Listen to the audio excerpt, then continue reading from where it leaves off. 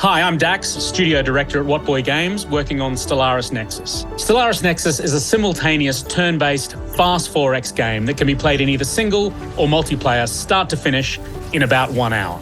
The game plays out across the entire galaxy, starting on the galactic rim and ending on the throne world of Nexus in the centre of the galaxy. Every choice that you make in Stellaris Nexus is an action. In this dev diary, we're going to be looking at how actions work and taking a deep dive into the details of combat. Here's Adam, the game director at Whatboy, to take us through it. Thanks, Dax. The heart of Stellaris Nexus is the interplay, intrigue, and politics between all the different factions in play. But today we're just going to talk about the basics. As Dax said, almost everything you do is an action. The number of actions you can take on each turn is limited by your support, which is your most important resource.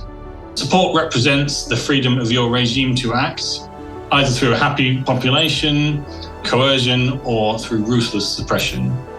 Each subsequent action you take costs more than the last. For example, your first action costs 1 support, your second 2, and so on. One of the core design pillars of Stellaris Nexus is to keep your turns short and impactful. So you can use an action to do one of the following: activate and move a fleet, start construction of a new fleet or starbase above one of your planets, or to play an edict. Edicts are unique to Stellaris Nexus. Edicts are how you develop your empire and interact with other factions outside of direct conflict. You can use edicts to research new technologies, construct new projects on your planets to develop your economy, trade with other empires, initiate diplomatic agreements, or to spread your culture. We'll go over these in more detail in a future video. Each turn, you'll draw a few edicts from your edict deck. So you won't know exactly what edicts you have available to you, but over a number of turns, your options will be consistent. Your choice of faction and leader determines which edicts you start with. Each turn, you have a key decision to make on how many actions to use to further your military objectives and how many to use on edicts to develop your empire. One of the things we're most excited about in Stellaris Nexus is that politics, diplomacy, and trade play such a key role. Although there are many non-violent ways to interact with your neighbours, sometimes conflict is inevitable. When hostile fleets meet in a star system, combat occurs. Battles in Stellaris Nexus are automated. The outcome of a battle is determined by the strength and types of fleets on both sides of the conflict, with a little bit of randomness thrown in. It's not just a case of having the largest fleet, though. Each class of fleet is particularly effective against a different class. Ranged fleets can strike slower-moving capital fleets from far, but faster raiders can close that distance quickly. However, their light weapons have little effect on armored capital ships.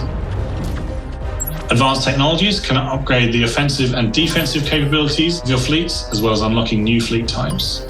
Finally, you can assign powerful fleet roles to your fleets to give them situational bonuses.